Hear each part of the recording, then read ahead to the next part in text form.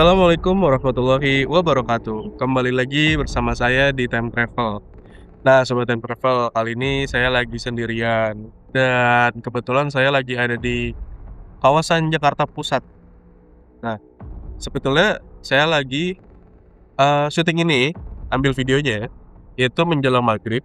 Ini udah jam setengah 6 maghrib dan sekitar lagi berisik aktivitas jalan raya, terus ada suara-suara sholawat dan ngaji dari menara-menara masjid.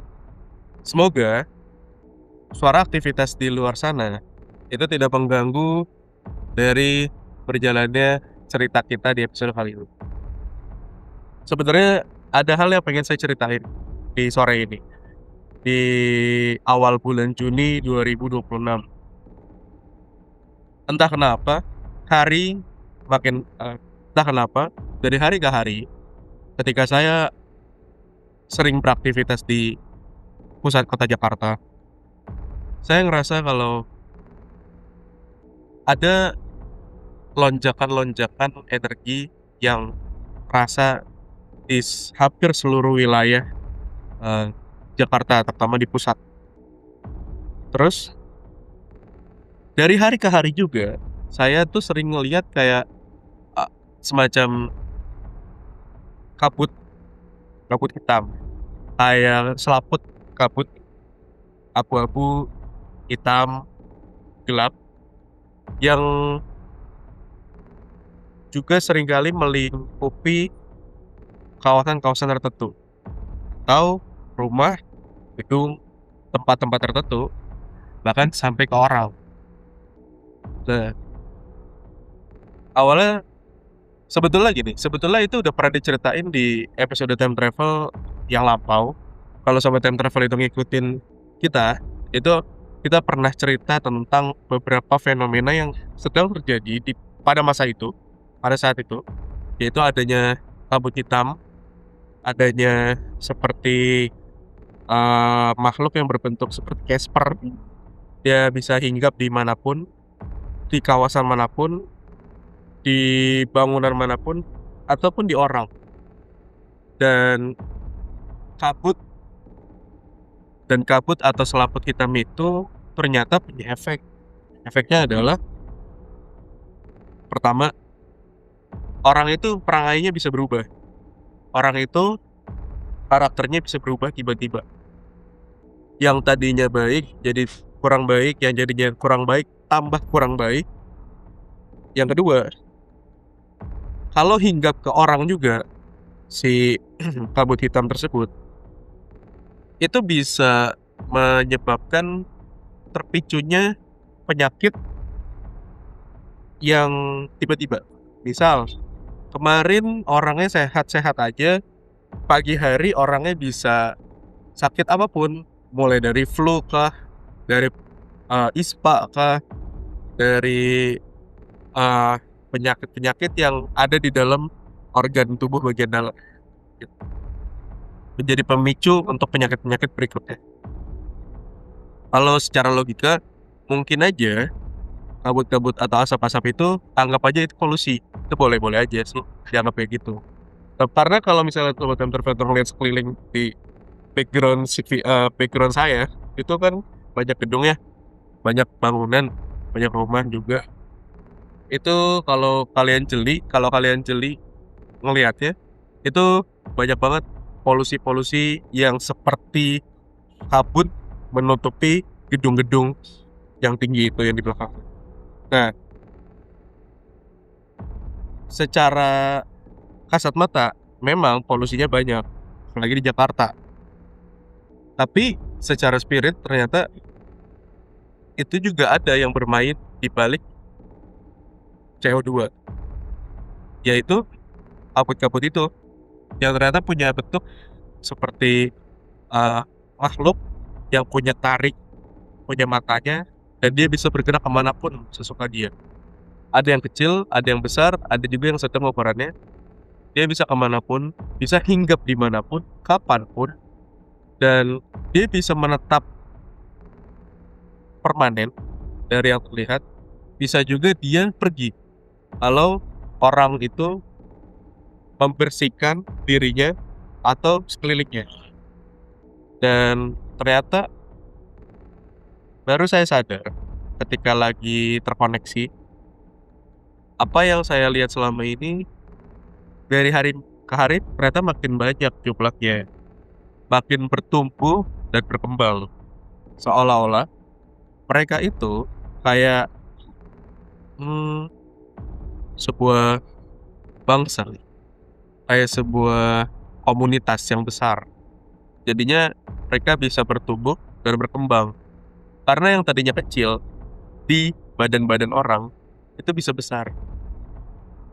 Yang tadinya besar bisa semakin besar dan melingkupi beberapa kawasan. Apakah semuanya dilingkupi sama kabut hitam itu?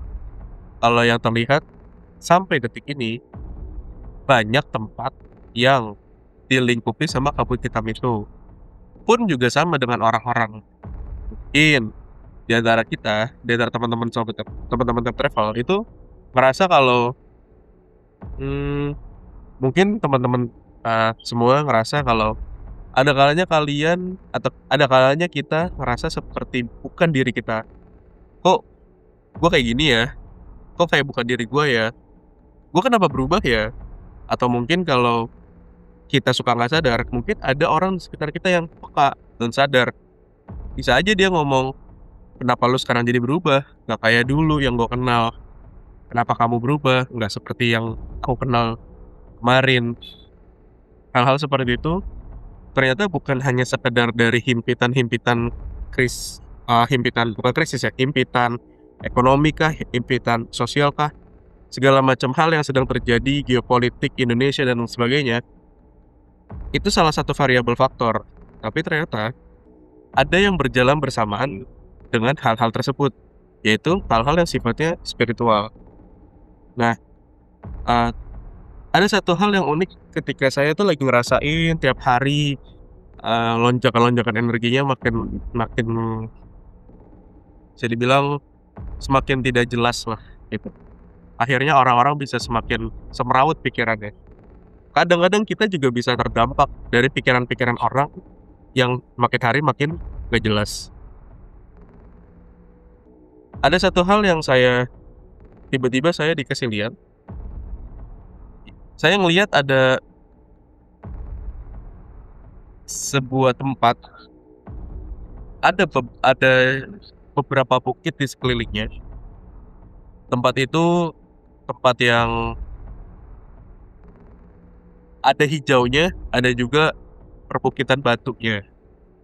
Terus bangunan-bangunan di sana secara landscape luas saya ngelihat bangunan yang besar-besar, yang elegan, tapi klasik. Ada beberapa pilar-pilarnya. Terus di antara bangunan-bangunan itu ada jalan-jalan yang bagus, lalu juga ada beberapa kolam-kolam, terus ada taman-taman, tapi juga ada yang bagian gersangnya. Jadi masih ada batu-batuannya, gersang, tapi ada hijaunya di sisi lain. Entah kenapa saya ngelihat dan dikasih lihat hal itu. Lalu entah gimana saya diarahkan untuk berjalan ke suatu tempat.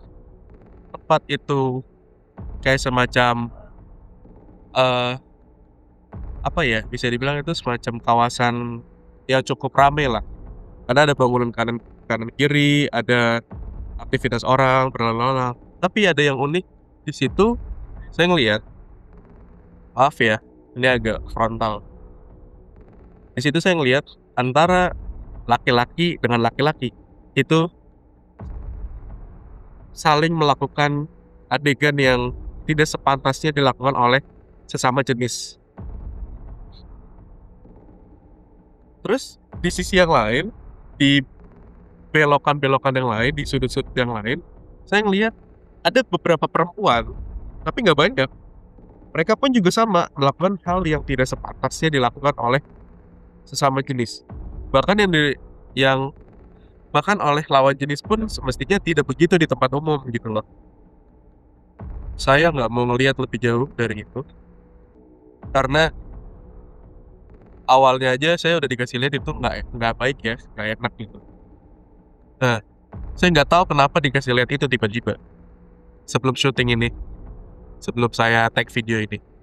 Terus saya balik badan, saya jalan ke arah tempat saya awal tadi berdiri, di mana saya bisa ngelihat dari tempat yang agak tinggi, ngelihat kawasan landscape itu. Saya ketemu sama satu laki-laki. Beliau ini pakai pakaian yang kayak Yunani, tapi berbeda, bukan Yunani. Tinggi, lebih tinggi dari saya. Rambutnya itu kayak agak coklat-coklat gitu, ikal dan tampan. Beliau perawakannya masih cukup muda menurut saya. Dan beliau suaranya cukup berat. Beliau bilang, ada komunikasi batin yang terjadi di mana intinya yang bisa saya ceritakan adalah, karena ini mau maghrib, beliau bilang kalau tempat yang kamu lihat adalah tempat di masaku zaman dulu katanya. Eh, karena Yang Maha Kuasa memperlihatkan itu untuk kamu supaya menjadi sebuah pembelajaran untuk di masa kamu sekarang. Saya nggak ngerti. Lalu setelah itu kesadaran saya balik lagi.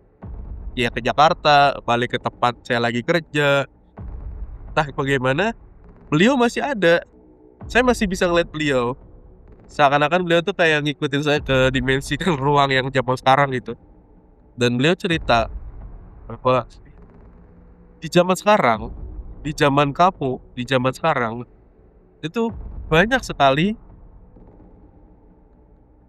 kaum-kaum seperti itu yang dulu pernah ada di zamanku katanya. Sudah azan. Break dulu. Kita lanjut lagi karena tadi kita break azan maghrib dulu sebentar dan eh ketika saya udah kembali ke masa sekarang, saya balik ke kesadaran di zaman sekarang dan ternyata saya masih bisa ngelihat laki-laki itu ada di sekitar saya dan beliau menyampaikan beberapa hal. Di antaranya, di zaman sekarang, kata beliau, ternyata banyak praktek-praktek atau aktivitas yang sama seperti di zaman beliau dahulu. Kemudian beliau cerita bahwa di mana di suatu tempat, suatu wilayah, atau suatu negeri, bahkan di bumi sekalipun katanya, jika semakin banyak hal-hal menyimpang terjadi, maka kata beliau, bersiaplah bala tentara yang maha kuasa itu diturunkan untuk menyelesaikan urusan-urusan itu. Dan beliau bilang kalau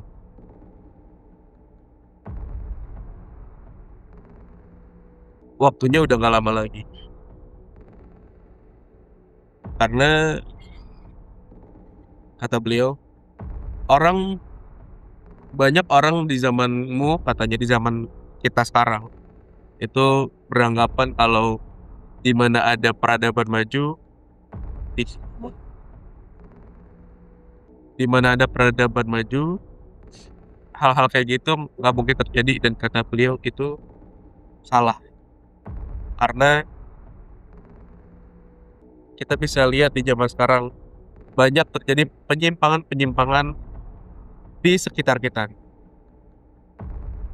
Dan seakan-akan semakin kesini semakin dinormalisasi oleh banyak pihak. Dan kata beliau, bersiaplah, akan ada masa di mana bala tentara sang ilahi itu akan turun untuk membereskan urusan-urusan yang tidak dapat dibereskan oleh sesama manusia. kita bisa lihat di zaman sekarang ya banyak ya kesemrautan, cobaan itu, dan sebagainya. Ternyata hal-hal yang menyimpang juga berjalan bersamaan dengan kita lagi pusing ngadepin ekonomi Indonesia dan lain sebagainya gitu ya. Jadi entahlah gimana ke depannya, seperti yang biasa diceritakan oleh para leluhur, kalau kalau kita mau